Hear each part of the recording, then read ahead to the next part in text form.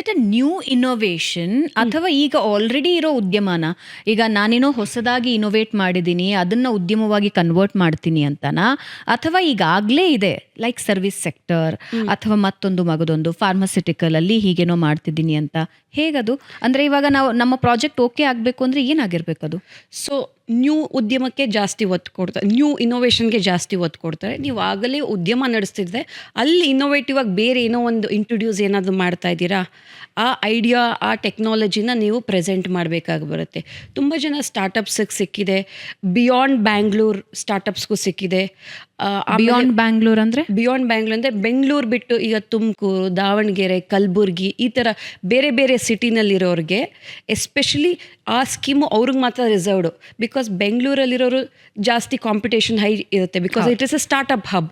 But ಇಲ್ಲಿರೋರ ಜೊತೆ ಅಲ್ಲಿರೋರು ಕಾಂಪೀಟ್ ಮಾಡೋದು ಸರಿಯಲ್ಲ ಅಂದ್ಬಿಟ್ಟು ಎಕ್ಸ್ಕ್ಲೂಸಿವ್ಲಿ ಬಿಯಾಂಡ್ ಬ್ಯಾಂಗ್ಳೂರ್ ಇರೋರಿಗೆ ಕೂಡ 50 lakh rupees ಸೆಪ್ರೇಟ್, ಅವ್ರದೇ ಸೆಪ್ರೇಟ್ ಸ್ಕ್ರೀನಿಂಗ್ ನಡೆಯುತ್ತೆ, ಅವ್ರದೇ ಸೆಪ್ರೇಟ್ ಒಂದು ಇದು ಶಾರ್ಟ್ ಲಿಸ್ಟ್ ಮಾಡ್ತಾರೆ. 50 lakh ರೂಪಿ ಹಂಚಿಕೆನಾ ಒಬ್ಬರಿಗೆ 50 lakh rupees.